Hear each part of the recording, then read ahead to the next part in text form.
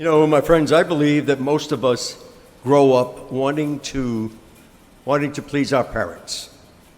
And I say most of us because some family situations have other dynamics and issues that influence the way sons and daughters relate to their moms and dads. But for most of us, I think we want to please our parents. We want them to be proud of us. We want to live up to their expectations. We want to not cause them grief or sorrow. In other words, my friends, we want and hope to be good daughters and sons. And even well into adulthood, some of us continue trying to please our parents over and over again. I think most of us want to please our bosses. We want them to be happy with our job performance. We want them to see us as being hardworking, responsible, trustworthy. And of course, we want them to consider us for promotions and for pay increases. In other words, we want and hope to be good employees. Most of us want to please our friends. We want them to know that they can count on us. We want them to turn to us for help, for advice. We want them to consider us kind, compassionate, cool, and perhaps even fun. In other words, we want hope to be a good friend. And of course, most married people want to please their spouses. They want them to know that they will stay by them through thick and thin. They want them to know how much they love them, how much they will do all that they can to support them, protect them, and treasure them.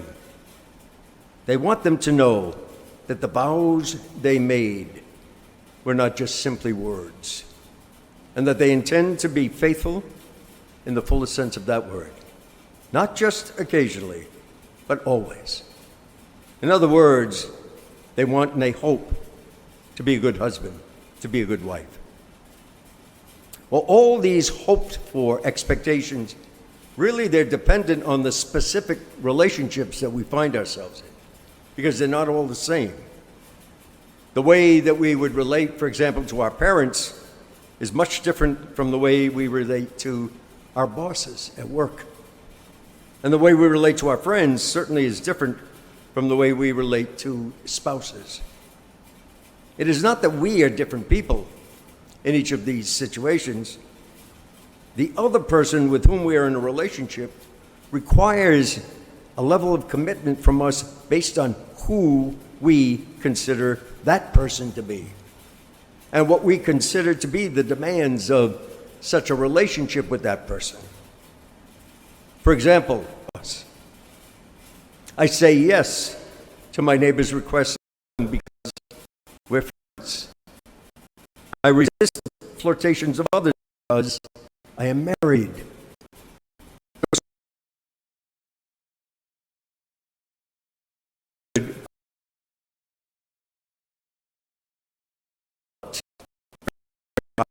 Someone we both know, in the hopes that we see that person in a negative light.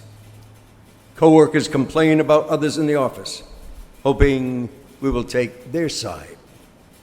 And our friends sometimes want us to find fault with the person that we're dating. Yes, my friends, so often others pressure us to see and to feel a certain way about someone else. And yet we know that ultimately that decision must be ours, that we must come to some sort of decision on our own, that we and only we can say with confidence,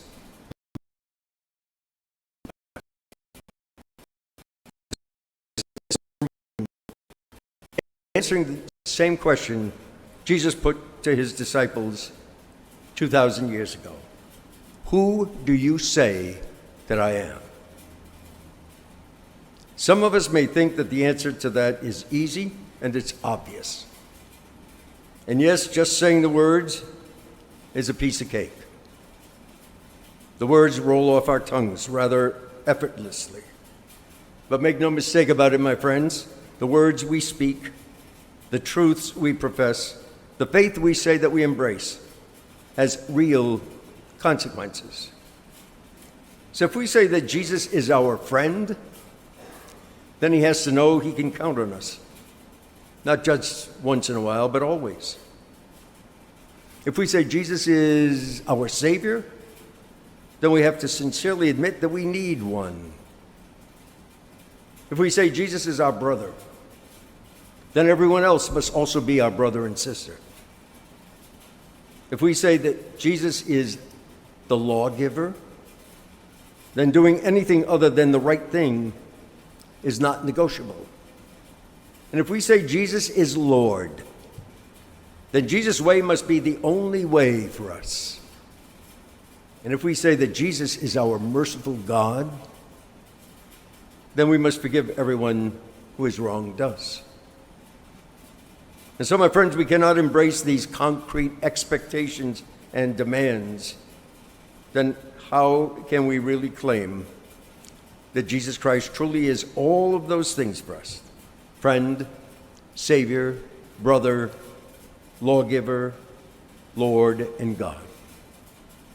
Or is Jesus something less than all of that for us? Well, may our actions, my friends, match our words. May all of our actions match our words.